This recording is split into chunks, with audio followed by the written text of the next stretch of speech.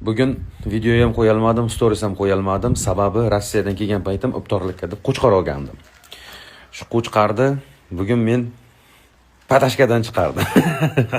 Sartirishini qaranglar buni. Buni men junini oldim. Qizlar sevordi bu. Bugun men buni junini oldim. Endi bunga bitta qo'parma qayishcha bo'lsa, o'zgarish zo'r bo'ladi.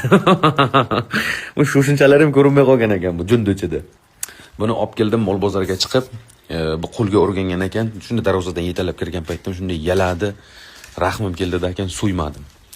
Bordimdan keyin o'rniga boshqa olib keldim, boshqasini so'ydik. Bugun buni pataga tayyorladik buni.